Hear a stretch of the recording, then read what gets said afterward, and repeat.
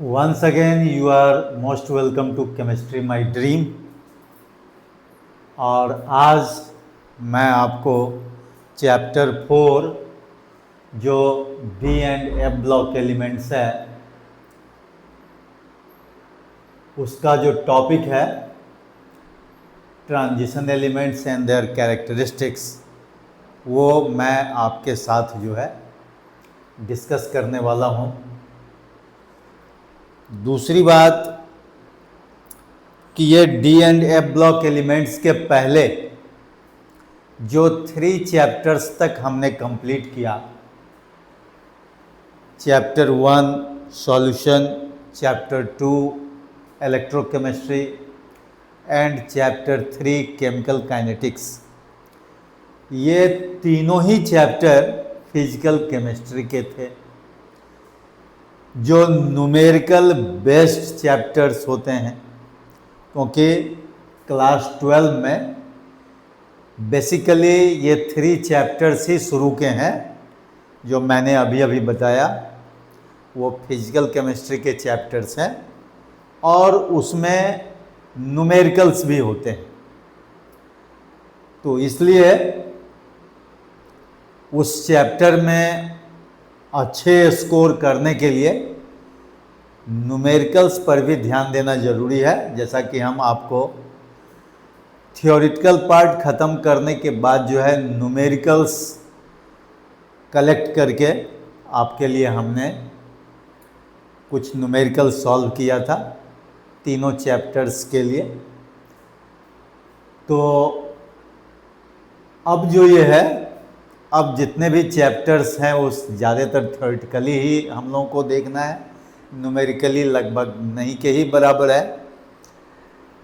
तो ये जो D and F block elements आता है, ये आप जानते हैं कि प्योरली इनऑर्गेनिक के लिए, और इनऑर्गेनिक केमिस्ट्री को जानने के लिए जैसा कि आपको मालूम है कि S and P block elements जो है, एस ब्लॉक तो पहले भी नहीं था, वो क्लास 11 में ही पढ़ाई होती थी, लेकिन वहाँ एस ब्लॉक एलिमेंट और पी ब्लॉक एलिमेंट का कुछ पार्ट जो 11 में था वो आज अभी डिलीटेड है।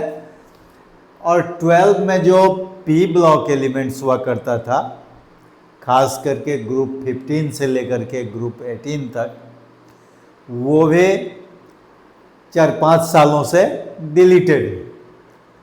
तो अब केवल जो इनऑर्गेनिक में रह गया वो D and F block element ये रह गया, और एक चैप्टर जो है आपका कोऑर्डिनेशन कंपाउंड है, जो चैप्टर 5 में हम लोग पढ़ेंगे।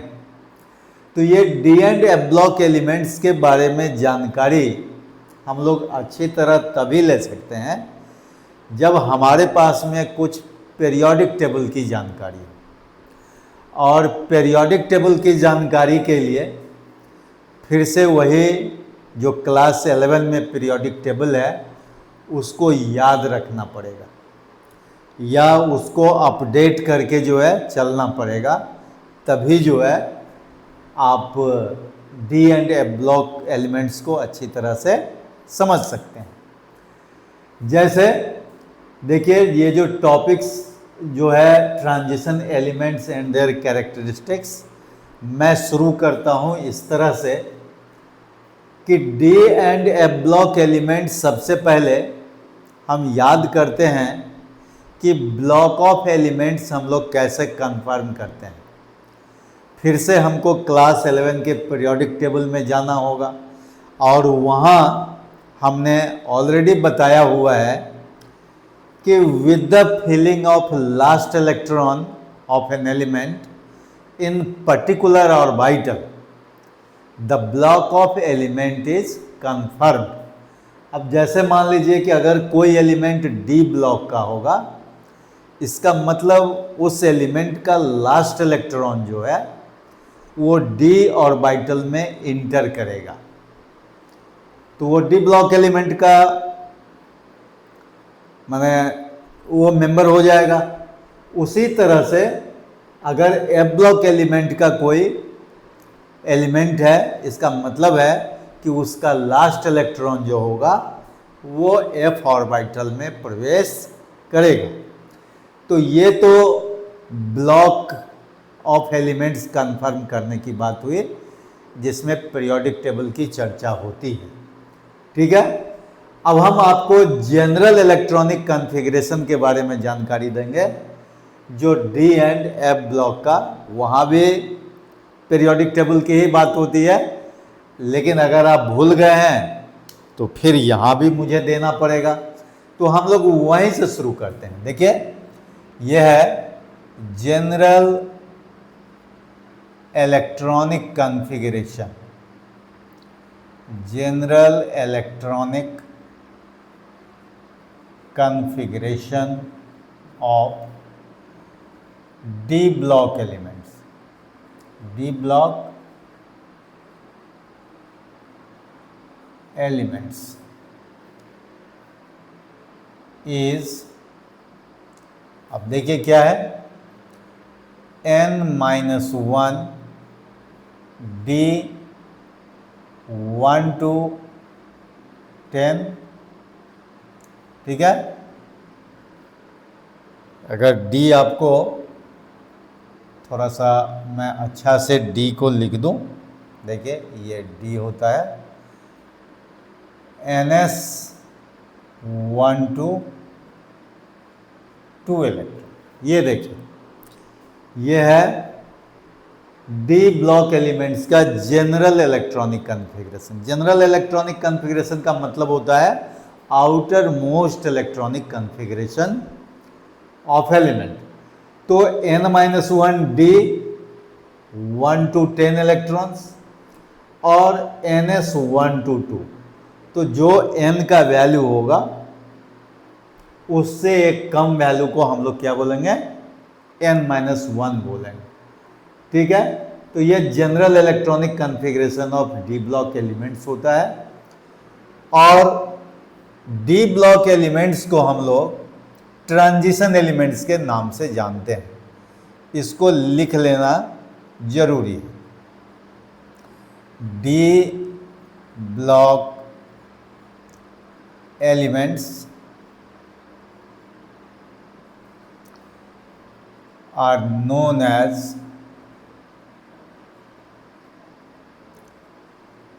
Transition elements. इसको हम लोग क्या बोलते हैं, transition elements.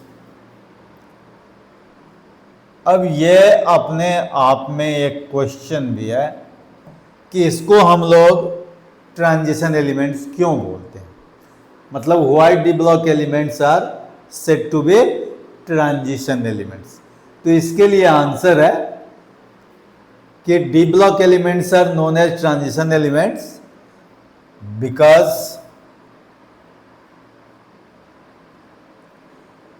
They have incompletely filled, because they have incompletely filled d orbitals. अब ये काफ़ी इम्पॉर्टेंट है, इसीलिए हमने इसको पूरी तरह से लिख दिया। अब एक नंबर का क्वेश्चन जो है इस ट्रांजिशन एलिमेंट से कंफर्म हो जाता है। तो D block elements are known as transition elements because they have incompletely filled D orbitals. ठीक है, लेकिन वहां पर आप देखेंगे कि आपके पास में जैसे Zn, Cd, Hg, ये हम आपको पीरियोडिक टेबल से अभी तुरंत दिखाएंगे, have completely filled orbitals, completely filled orbitals and hence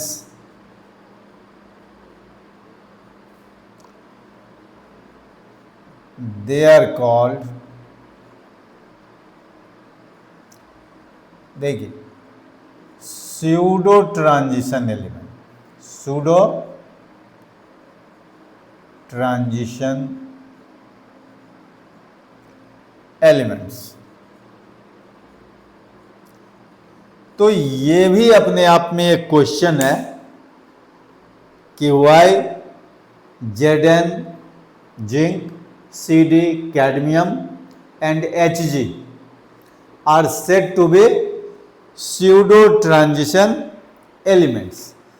अब देखिए अगर पीरियोडिक टेबल का हम थोड़ा सा व्यू लें तो आप जो है यहां देख रहे हो, देखिए यहां पर ये जो जिंक है, कैडमियम, मरकरी और इसके भी नीचे जो कि Cn लिखा हुआ है, कॉपरेंशियम जिसको बोलते हैं, वो आपको हम और भी क्लोजली इसको दिखाएंगे। तो इनमें क्या होता है, कंप्लीटली फिल्ड डी ऑर्बिटल्स होता है, इसीलिए ये प्योर ट्रांजिशन एलिमेंट्स नहीं होते हैं। तो क्या होते हैं, देखिए स्यूडो ट्रांजिशन एलिमेंट्स, कहने का मतलब हाइपोथेटिकल ट्रांजिशन एलिमेंट्स होते हैं, ठीक है, जिसमें कि ट्रांजिशन एलिमेंट से इसकी प्रॉपर्टी बहुत ही कम मिलती है और खास करके इनका जो लास्ट इलेक्ट्रॉन है ये डी ऑर्बिटल्स में जाते हैं। तो डी ऑर्बिटल्स यानी डी ब्लॉक का एलिमेंट्स तो है ये, और डी ब्लॉक के एलिमेंट्स का दूसरा नाम जो ट्रांजिशन एलिमेंट्स है उसमें ये कहीं न कहीं फेल कर जाते हैं। क्यों? क्योंकि इनके पास जो है कंप्लीटली फिल्ड डी ऑर्बिटल्स होता है ना। तो यहां है because they have completely filled D orbitals, यहां पर दे दीजिए ज्यादा अच्छा रहेगा, जो मैं बार बार बोल रहा हूं, कंप्लीटली फिल्ड डी ऑर्बिटल्स, ठीक है। तो इसका इलेक्ट्रॉनिक कॉन्फ़िगरेशन भी आप आराम से देख सकते हैं, ठीक है।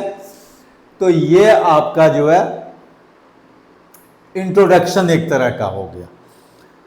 अब कहता है कि ये जो ट्रांजिशन एलिमेंट्स है इसका क्लासिफिकेशन किया गया है, and all transition elements have been divided into 4 segments और 4 ट्रांजिशन सीरीज। अब ये 4 ट्रांजिशन सीरीज क्या है जरा उसको हम लोग देख लेते हैं, ठीक है। तो देखिए यहां पर कहता है कि टाइप्स ऑफ ट्रांजिशन सीरीज में आते हैं हम, टाइप्स ऑफ ट्रांजिशन सीरीज।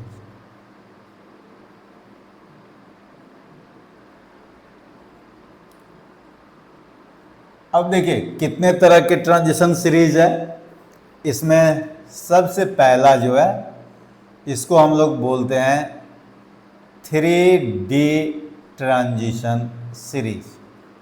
अब ये 3D ट्रांजिशन सीरीज जो है ये स्कैंडियम 21 से शुरू होता है और ये बढ़ते बढ़ते Zn30 तक पहुंचता है, and this is equal to 10 elements. कितने एलिमेंट्स होते हैं?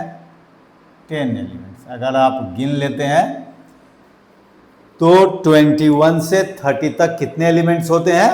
10 एलिमेंट्स होते हैं। जैसे स्कैंडियम है, टाइटेनियम है, वैनेडियम है, इस तरह से ये जिंक 30 तक पहुंचता है। उसी तरह से अब इसका 3D ट्रांजिशन क्यों इसका नाम पड़ गया?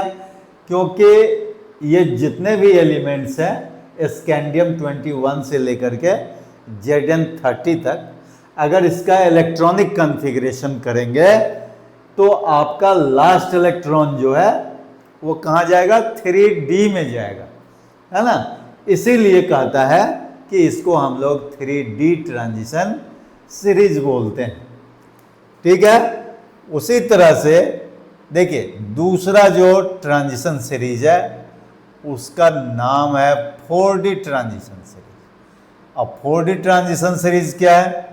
देखिए ये इत्रियम जो है 39 से लेकर के आपका कैडमियम जो है 48 तक है, अब इसको आप देखेंगे तो ये भी 10 एलिमेंट्स होगा, ठीक है। इसमें भी अगर आप इलेक्ट्रॉनिक कॉन्फ़िगरेशन करेंगे तो लास्ट इलेक्ट्रॉन कहाँ जाएगा, 4d ऑर्बिटल्स में जाएगा, इसीलिए इसका नाम जो है 4d ट्रांजिशन सीरीज दिया गया। तीसरा जो आपका है वो है 5d transition series. 5d transition series में आपका जो है देखिए यहाँ पर यह लेंथेनम आ जाता है जिसका 57 होता है, ठीक है। और इसके बाद जो है एक बड़ा गैप होता है, उस गैप के बाद जो है हैफनियम 72 टू Hg 80। जरा ठीक से देखेंगे तो आपको पता चलेगा। और ये भी जो है 10 एलिमेंट्स होते हैं। जरा ठीक से देखिए, लेंथेनम जो 57 है इसका जो इलेक्ट्रॉनिक कॉन्फ़िगरेशन करेंगे तो ये लास्ट इलेक्ट्रॉन देखिए यहाँ भी किस में जाएगा, 5d में जाएगा। और साथ ही साथ ये सीरियम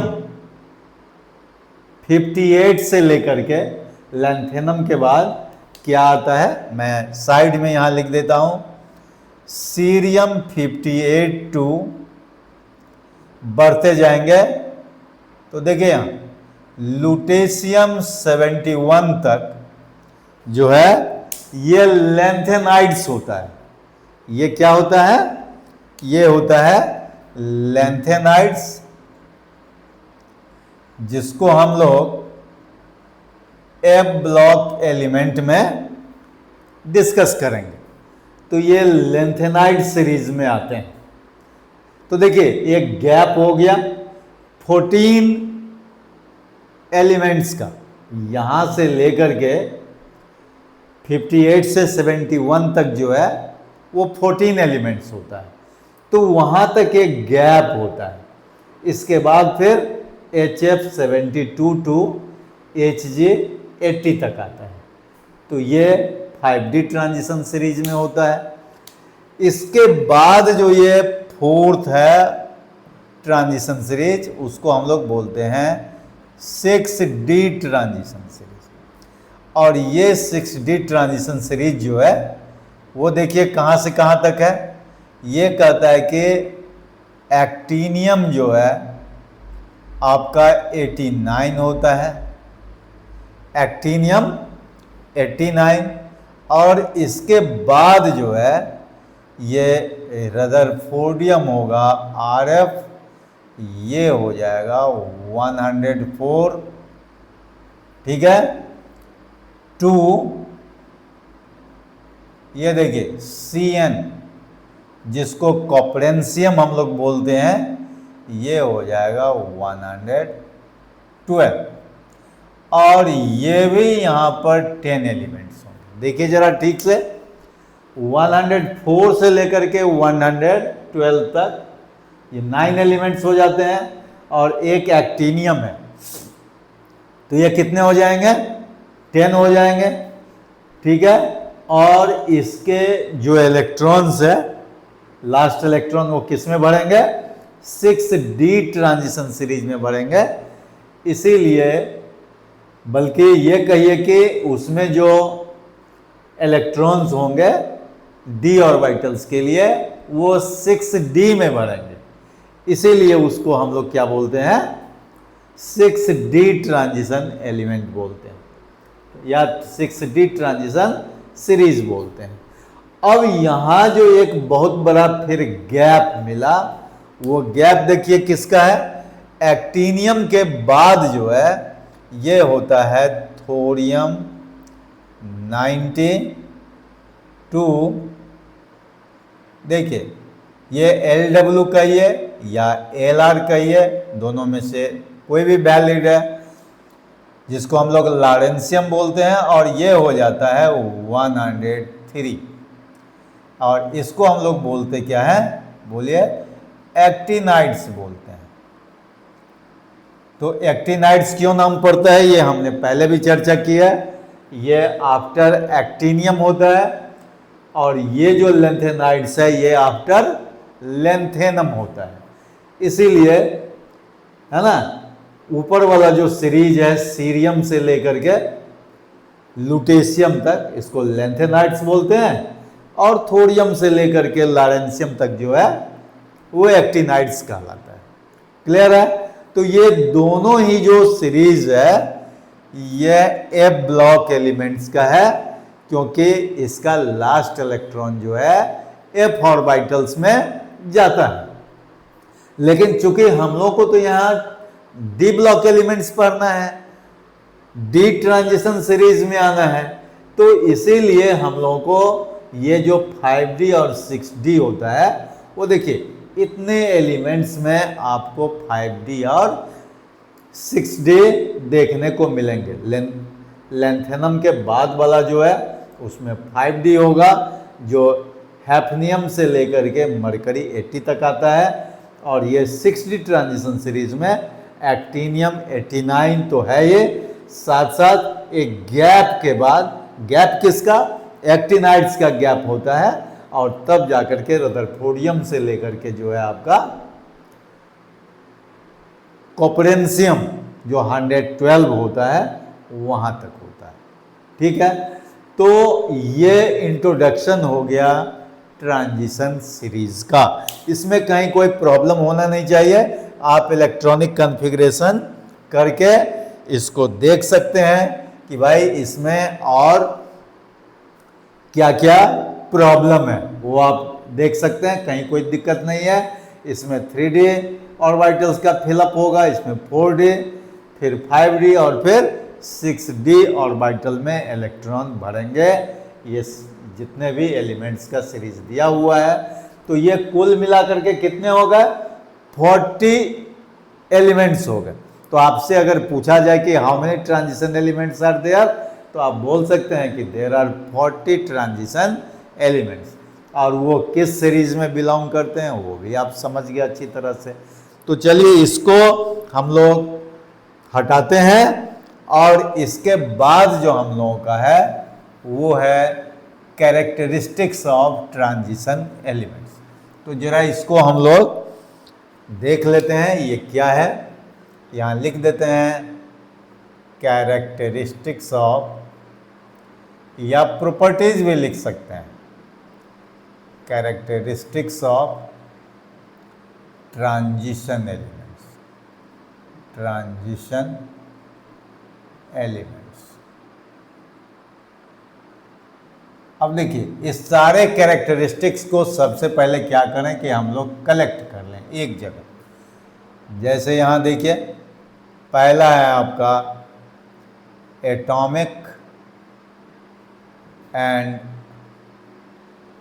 आयनिक रेडिया। ठीक है, दूसरा देखिए क्या है, यह है आपका ऑक्सीडेशन स्टेट्स। तीसरा जो है ये है आयोनाइजेशन एंथैल्पी। ठीक है, चौथा जो आपका है वो है कॉम्प्लेक्स फॉर्मेशन, कॉम्प्लेक्स फॉर्मेशन। पांचवा जो आपका है वो है आपका coloured compounds.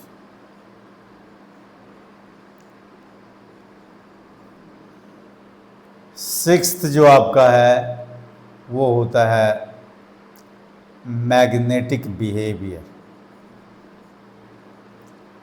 Magnetic behaviour. Seventh जो है वो है कैटालिटिक प्रॉपर्टीज।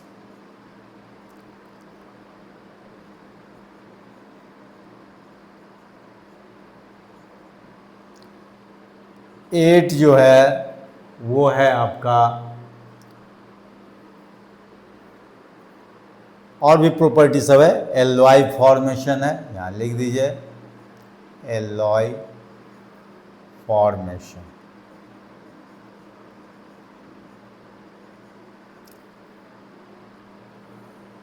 नाइन्थ जो होगा वो है आपका इंथैल्पी ऑफ एटोमाइजेशन। क्या है? Enthalpy of atomization.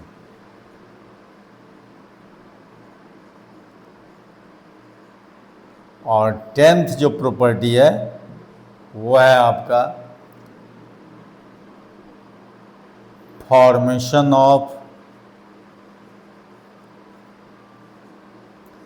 Interstitial compound. क्या है? Formation of interstitial compounds. देखिए,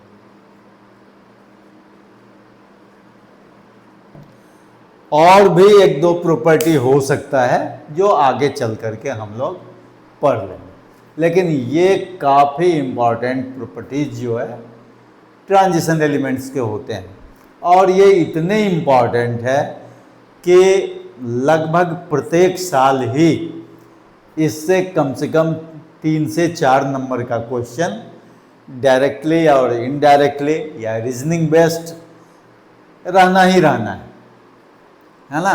तो इसीलिए जो है इसको अच्छी तरह से पढ़ लेना जरूरी है। अब जैसे देखिए, हम लोग एक एक करके सारे प्रॉपर्टीज पर आते हैं, और जो नोट करने की बात होगी उसको आप लिख भी सकते हैं। जैसे देखिए, एटॉमिक एंड आयनिक रेडियाई की जो बात होती है, तो इसमें कहता है कि इसका जो वेरिएशन होता है, खास करके 3D ट्रांजिशन में, देखिए 3D ट्रांजिशन सीरीज जो है, इसके लिए 3D ट्रांजिशन सीरीज में ये है कि ये पहले क्या होता है, बिगिनिंग में ये एटॉमिक रेडियाई जो है घट जाता है। तो यहाँ है डिक्रीजेस या decrease in the beginning,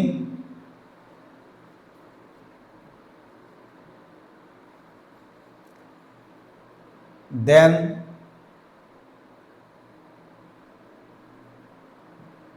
constant, और finally increase। ये देखिए, ऐसे तो एटॉमिक रेडियाई की बात होती है तो जनरल ट्रेंड हम लोग जानते हैं पीरियोडिक टेबल में कि लेफ्ट टू राइट डिक्रीज करता है और टॉप टू बॉटम इंक्रीज करता है। तो जब भी हम लोग ट्रांजिशन सीरीज की बात करेंगे तो वो लेफ्ट टू राइट ही होता है। एस एंड पी ब्लॉक के बीच में ये होता है ट्रांजिशन सीरीज, ठीक है, या ट्रांजिशन एलिमेंट्स। तो जरा यहां देख लीजिए, ये 3D ट्रांजिशन में इसका जो वेरिएशन है ज़्यादा इरेगुलर है। किस तरह से? पहला कहता है कि डिक्रीज इन द बिगिनिंग, कहने का मतलब एटॉमिक रेडियस शुरू में क्या होता है, घटता है। तो घटने की वजह क्या हो सकती है? न्यूक्लियर चार्ज का इंक्रीज होना।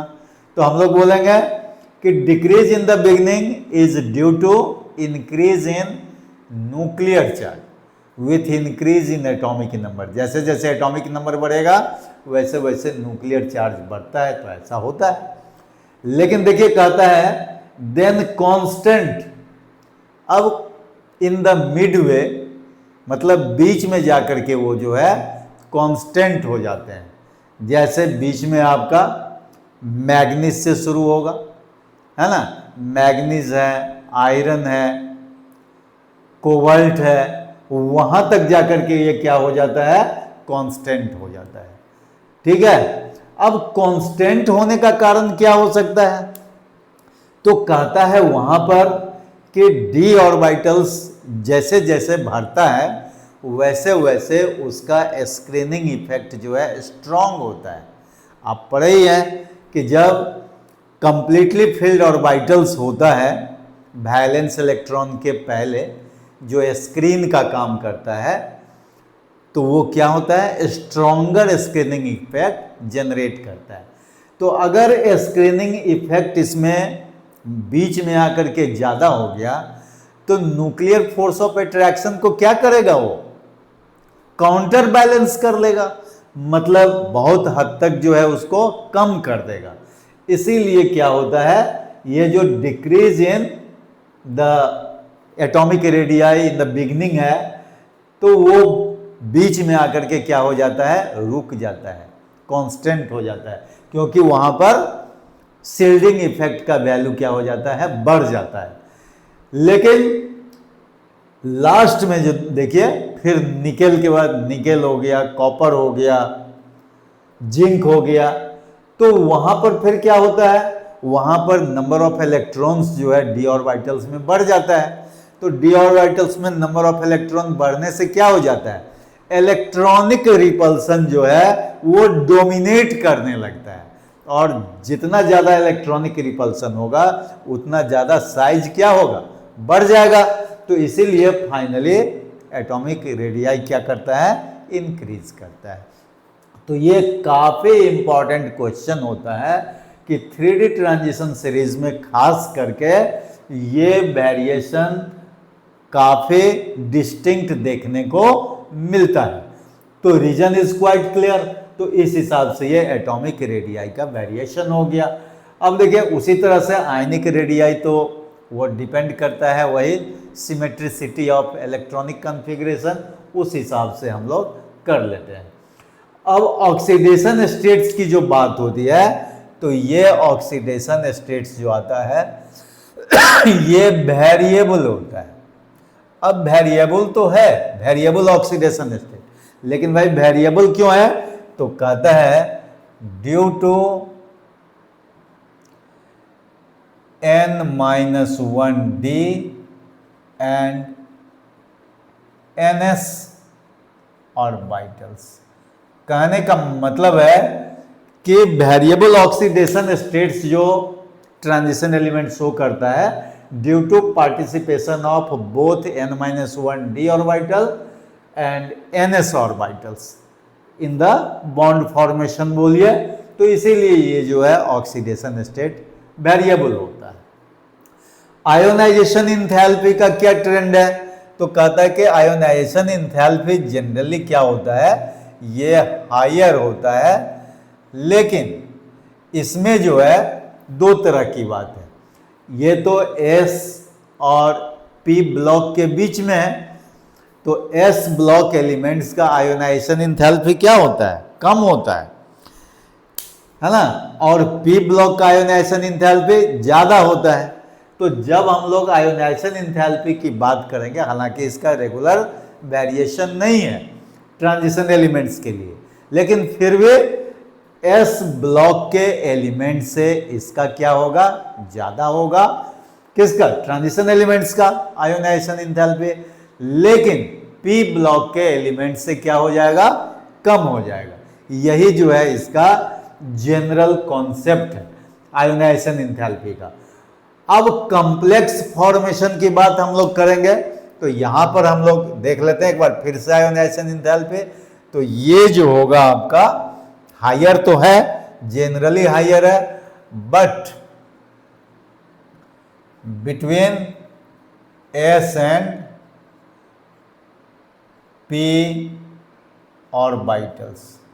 तो आपको हमने बता ही दिया कि S ऑर्बिटल, सॉरी ऑर्बिटल्स मत लिखिए बल्कि ब्लॉक लिख दीजिए, वो ज़्यादा अच्छा रहेगा। S and P block elements, ठीक है। तो S ब्लॉक एलिमेंट से ज़्यादा होगा और P ब्लॉक एलिमेंट से आयोनाइजेशन इंथैल्पी कम होगा। ये बात मैं बता चुका हूँ। ये देखिए कॉम्प्लेक्स फॉर्मेशन क्या होता है, कहता है कि कॉम्प्लेक्स फॉर्मेशन के लिए इसमें बैक एंड डी ऑर्बिटल्स भी होते हैं। तो बैक एंड डी ऑर्बिटल्स जिसके चलते जो है वो क्या होता है कि उसमें लोन पेयर इलेक्ट्रॉन जो है बाहर से इलेक्ट्रॉन पेयर डोनर स्पेसीज, जिसको हम लिगेंड भी बोलते हैं, वहां पर वो क्या करते हैं कि वैकेंट डी ऑर्बिटल्स में वो अपना लोन पेयर इलेक्ट्रॉन डोनेट कर देता है, जिससे क्या बन जाता है, कॉम्प्लेक्स का फॉर्मेशन होता है। तो यहां लिख सकते हैं आप, due to presence of vacant d orbitals, है ना, in which lone pair of electron by donor species donated. अब कलर्ड कंपाउंड्स की बात देखिए, कहता है कि ट्रांजिशन एलिमेंट शो कलर, है ना, शो कलर्ड कंपाउंड। ये कलरिंग बिहेवियर जो है इसके पीछे दो रीजन है। पहला रीजन कहता है due to D D transition.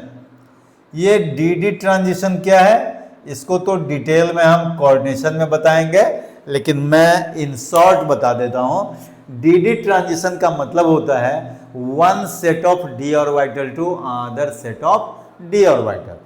अब one set of d orbital क्या होता है, आप जानते हैं कि डी ऑर्बिटल में दो सेट्स होते हैं। एक का नाम है प्लानर सेट, जहां पर D X Y, D Y Z and D Z X होता है, और दूसरा जो होता है वो क्या होता है, एक्सियल सेट होता है ना, जिसको हम लोग D X square minus Y square and D Z square बोलते हैं।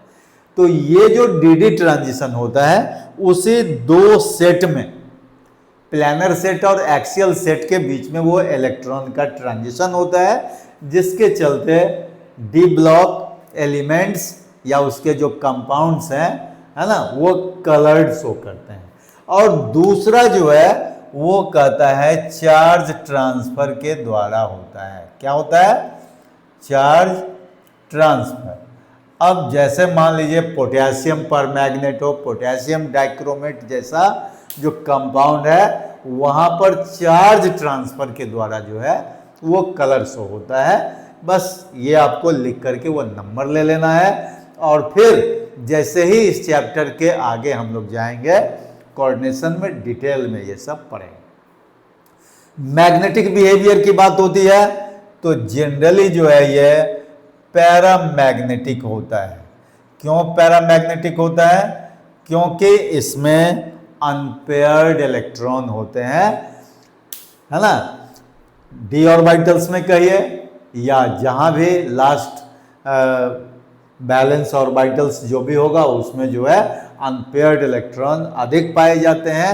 इसीलिए जो है ना, मैग्नेटिक बिहेवियर में ये पैरामैग्नेटिक शो करता है। जहां ज्यादा अनपेयर्ड इलेक्ट्रॉन है तो स्ट्रांगली पैरामैग्नेटिक होगा, जहां कम अनपेयर्ड इलेक्ट्रॉन है वहां सिर्फ पैरामैग्नेटिक हम लोग बोलेंगे।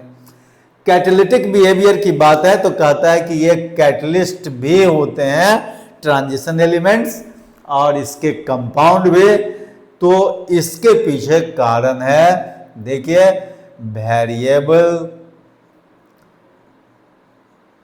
वैलेंसी जो ऑक्सीडेशन स्टेट के नाम से जाना जाता है, and vacant d orbitals, and vacant d orbitals.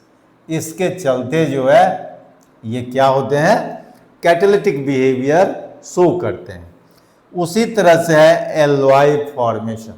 अब एलॉय फॉर्मेशन में क्या होता है, यहां होता है due to similarity in atomic radii, similarity in atomic radii. तो इसके चलते जो है ये एलॉय बनाते हैं, ठीक है। इंथैल्पी ऑफ एटोमाइजेशन जो होता है ये हाई होता है। तो हाई क्यों होता है, इसका भी दो रीजन है। पहला कहता है कि स्ट्रॉन्ग मेटालिक बॉन्ड होता है high due to strong metallic bond,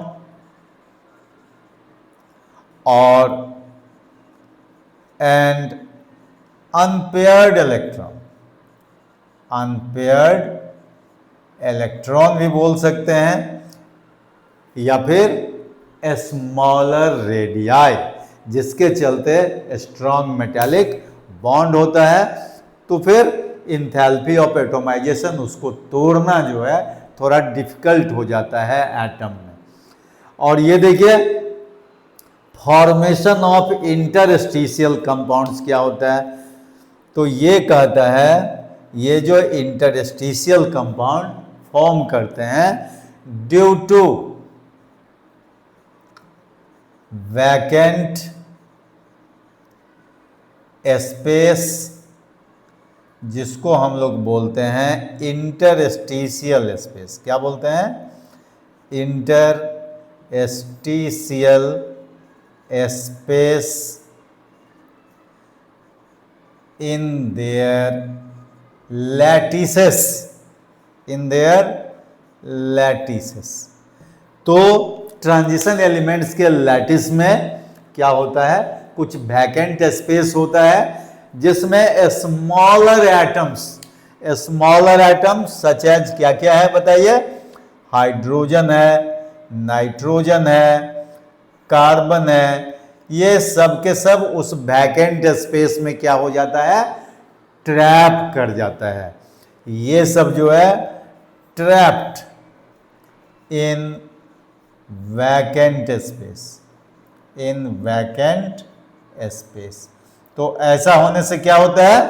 वो इंटरस्टिशियल कंपाउंड बनता है। जैसे सपोज कीजिए, एग्जाम्पल ले लीजिए, स्टील का एग्जाम्पल ले लीजिए, बहुत ऐसा है। तो स्टील में क्या होता है? देखिए आयरन तो है ही ट्रांजिशन एलिमेंट, ये आपका ट्रांजिशन एलिमेंट है, लेकिन इसके लैटिस में जो जगह खाली है ये किसको ट्रैप कर लेता है? कार्बन को। देखिए ये कार्बन जो है ये इसमें ट्रैप हो जाता है, तो इसीलिए स्टील जो कहलाता है वो होता है इंटरस्टिशियल कंपाउंड। ठीक है, तो इस तरह से और भी कंपाउंड वो फॉर्म करते हैं इंटरस्टिशियल कंपाउंड। तो these are all characteristics of transition elements, और ये काफी इंपॉर्टेंट कैरेक्टरिस्टिक्स होते हैं। एग्जामिनेशन पॉइंट ऑफ व्यू से तो है ही, खास करके कंपटीशन पॉइंट ऑफ व्यू से भी ये उतना ही इंपॉर्टेंट है। तो और भी बातें इसमें हम लोग आगे बढ़ाते रहेंगे, काफी कुछ है अभी डी ब्लॉक एलिमेंट्स में। ठीक है, तो नेक्स्ट क्लास में हम लोग आगे के टॉपिक पर बात करेंगे। तब तक के लिए हम आप लोगों से ये बतलाते हैं कि आप लोग जो है बिल्कुल ही स्वस्थ रहिए, क्योंकि स्वस्थ रहना बहुत जरूरी है। तो बी हेल्दियर एंड बाय।